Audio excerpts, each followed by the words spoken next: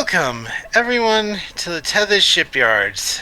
I am Takeshi Yomoto, the Yardmaster, joining our host, the Housecoat Gamer. Yo. Today, well, this is an intriguing one because we're covering. We're calling this the Kongo-Class starship, but technically, it is a Connie. Barely. Yeah. In point of fact, this is actually the STD Connie, also known as the Kelvin Connie. Or the Jar Jar Connie. Or the thing that must die. Yeah. Because, honestly, neither of us really are into his Lens Flare Incorporated presents stuff blowing up and stuff in space! The trilogy. Which is what I call the JJ films in general. Still, Star Trek Online gives us something of an excuse by saying, hey, we visited this timeline, we've got data from it, we can build replicas. Anyway, this thing is... it's a Connie hot rod. And even if I hate it, it's a functional Connie hot rod. It does a job. Yeah. Now, for an entered service date, obviously we're not doing the traditional Connie additional service date of a Connie.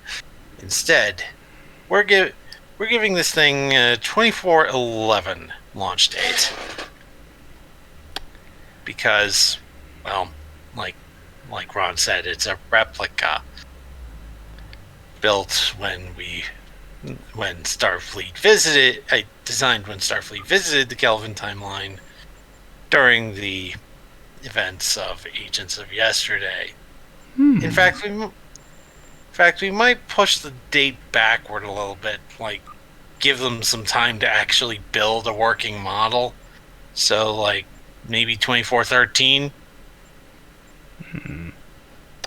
Yeah, more or less. Okay, 2413.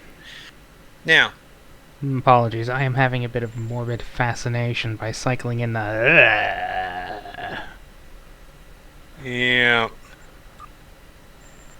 Now, we have determined that this thing is big enough that we're going to make this thing a scale 6.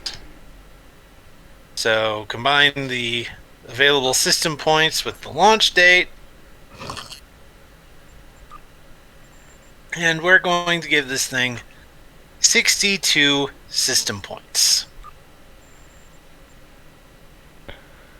Now, as per the usual routine, we will, as per ELH's routine in the Antares shipyards, we'll start by just providing an equal distribution of points to every system. So 10 points each in engines, sensor, comms, computers, engines, sensors, structure, and weapons.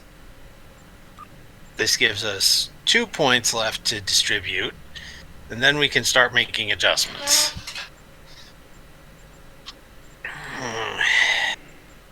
Given the size of the warp nacelles, I'd say maybe a point into engines.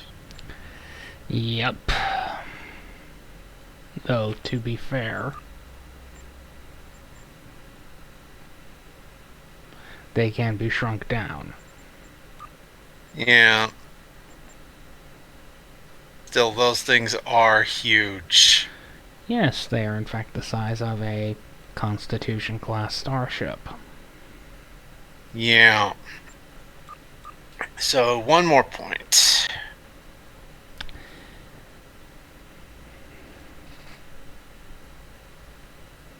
We can bring engines up to 12, or we can bring comms, computers, sensors, structure, or weapons to 11. Considering the size of the ship, structure is definitely a requirement. Right. So we have comms 10, computers 10, engines 11, sensors 10, structure 11, weapons 10. Now, we can drop 1 point from any of those to add a point to another system.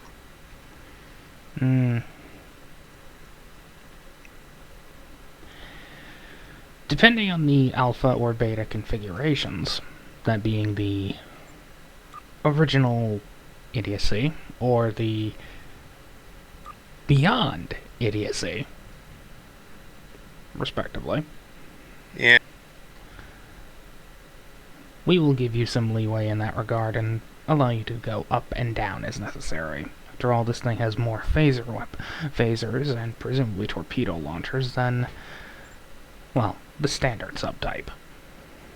Yeah.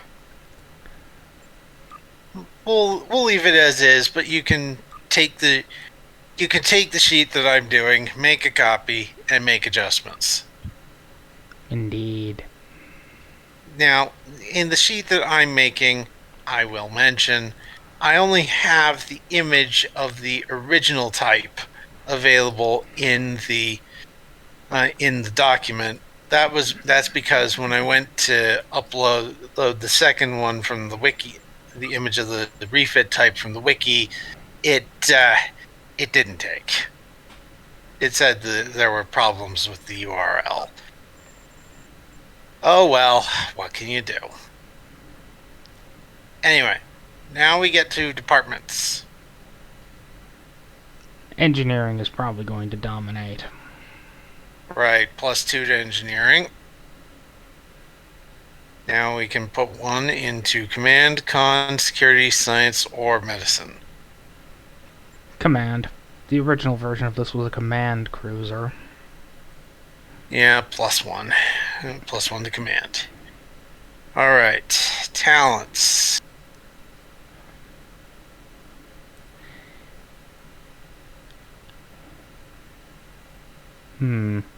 Is there anything involving overgunned and oversized?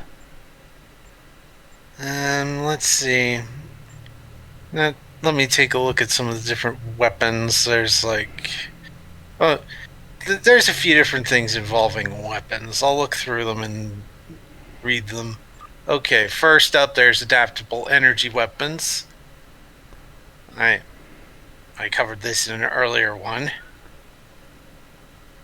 Basically, you can reduce the damage output of the ship's weapons by 1 for a singular attack to swap around a damage effect. A coat of paint is almost all you need to fix this. Yeah. Expanded munitions is, again, it's a profile or free talent. It's not a one you start with. The ship has been designed, it adds a weapon system. Let's see. Fast targeting systems. Ships' targeting systems can lock weapons on target much faster and more accurately than other ships of its class, giving it an edge in battle. Ship does not suffer the normal difficulty increase for targeting a specific system on the enemy ship. Yeah.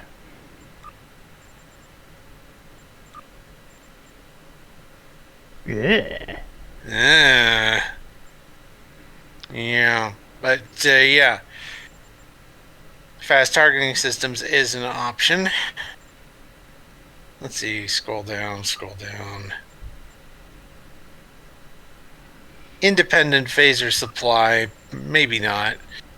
Common prior to the 2270s, the ship's phasers used an independent power supply rather than drawing power from the ship's other power sources. Drawing directly from the ship's other power sources. Attacking with the ship's phasers no longer has a power requirement. However, the ship may not spend additional power to boost the effectiveness of an attack with its energy weapons. Probably not. Point defense system. The ship is equipped with a system of small energy weapon emitters that operates independently from the main weapon systems. When a torpedo targets the ship, these emitters start firing in the direction it is traveling from. potentially destroying it before it impacts the shields or the ship's hull. This system only works at sub-warp speeds. Well, I know one boat that would probably benefit from that. Yeah.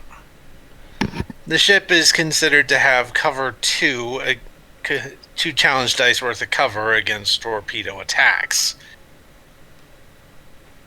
And then there's rapid fire torpedo launcher. This probably has that. Right, rapid fire torpedo launcher, yeah. Alright. Rapid fire torpedo launcher. As this thing is a scale 6 ship, we can probably give this thing up to 3 talents before we start thinking about finalizing it.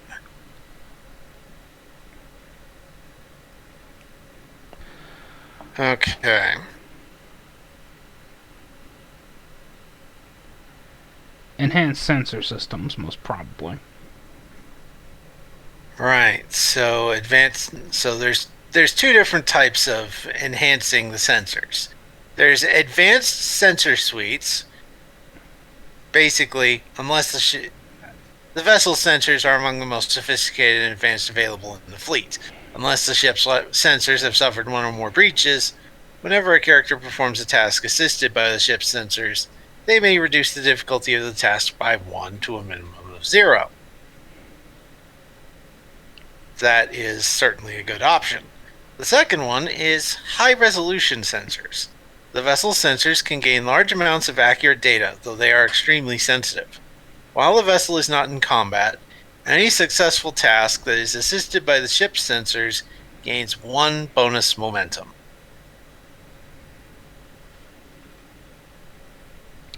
There's also the fact that this is supposedly a C3 vessel.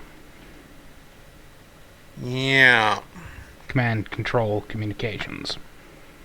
Right. We'll do advanced sensor suites.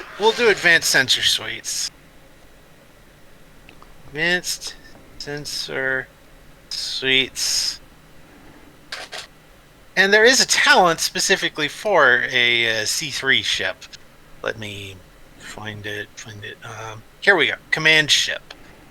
The ship has command and control systems, allowing it to coordinate easily with allies during a crisis. When a character on the ship succeeds at a command ship probably works. Yep.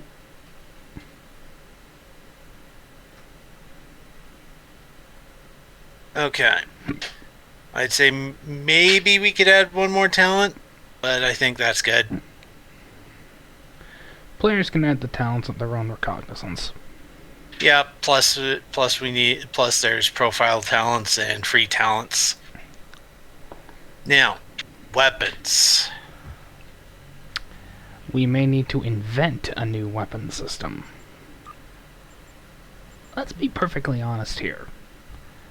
While it does use phaser emitters, this is a giant ship. Yeah, with an overpowered warp core. Multiple warp cores, in fact. Yeah. So first up, I'll go over the energy weapon delivery systems.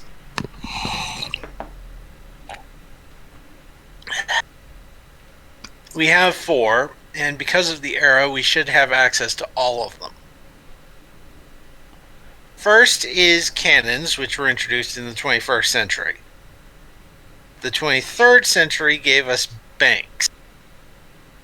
24th gave us arrays. And in the 25th, we gained spinal lances. This ship does not have a spinal lance, and while it clearly mounts phaser banks, that's kind of the problem. This thing is supposed to have exceedingly heavy firepower, so... Right. Well, bank... Yeah. Anyway. We also have a bunch of different energy weapon types. Anti-proton beam, disruptor, electromagnetic or ionic, free electron lasers, graviton beam, phase polaron beam, phaser, phase or pulse weapons, proton beams, and tetrion beams. Obviously, this is a Federation starship. I was referring to, is there a way to make super heavy phaser banks? We can maybe do that as a special rule. Well, So, phaser banks. So this thing uses phaser banks instead of phaser arrays. presumably due to the fact that that they're simpler, hardier, and, well, you want something to work. Yeah. And for torpedo weapons, we'll give this thing photon torpedoes for now. Alter at your own recognizance. Yeah. And give us give us give us advice in the comments if you think this thing needs further refinement, as always. Anything in the Tethys Shipyard can be further refined as long if you guys think it needs to be refined. We might even go back and redo some of these. We might even go back and touch up some of these based on feedback. Anyway, so now we get to traits and special rules. Traits, obviously Federation starship, and probably based on another timeline.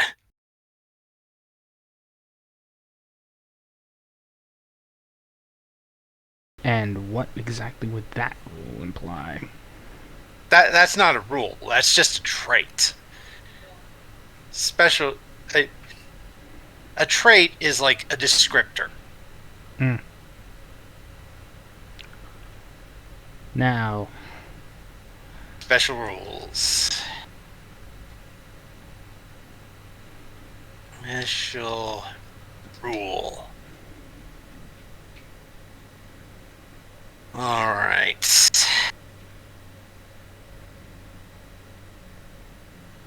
Special rules. We'll just have the one, but there will be the option for more. Special rule will be super heavy phaser banks. while not quite on the same level as a spinal lance, these phaser banks are designed to inflict an extreme amount of damage upon a target. Right. Let me get that. Let me get that typed out. That sounds like a good descriptor.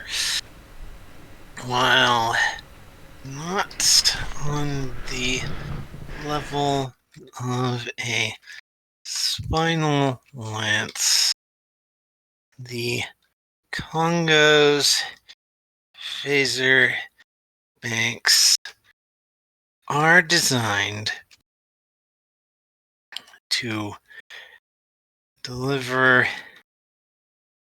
heavy amounts of firepower to a target. Now, how do we want to do this? First, I will describe what the properties of each delivery system is, starting with going in chronological order again. Cannons have a range category of close and increase the weapon's stress rating by 2 challenge die. The stress rating is basically how many challenge die you roll to determine damage. And normally it's for phasers, it's determined by the ship's scale plus security. But delivery methods can sometimes increase this. Like I said, cannons have a range of close and increase the damage by 2 challenge die. Banks are multiple emitters that fire at the same target in unison. The focus beam that results causes considerable damage.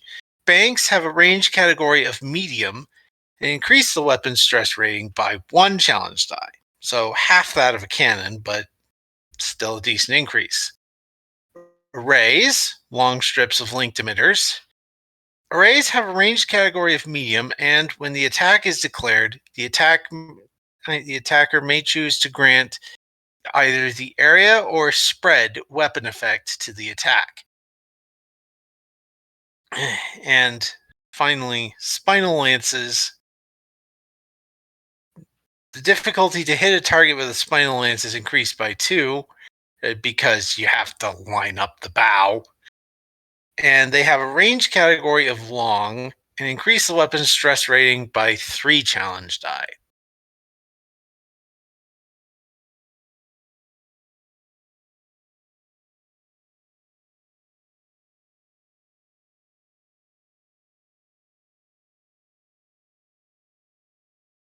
Right. So basically, for special rule, the Congo's phase, the ship Kongo-Class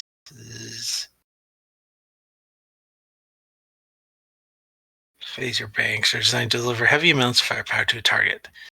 Ships, phaser banks, a successful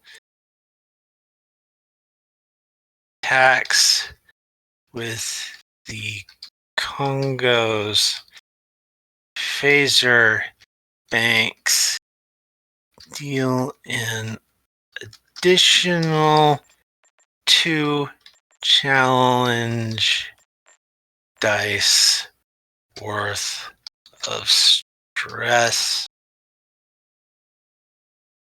damage. That brings the damage up into line with the phaser lance, with the spinal lance. Death or glory, as it should be. Yeah. Alright. Well, that's fine I think that's fine. I can't think of any other special rules to give to this thing. Nor can I. If you want, if any of you readers have ideas for us, again, leave it in a comment. Bye.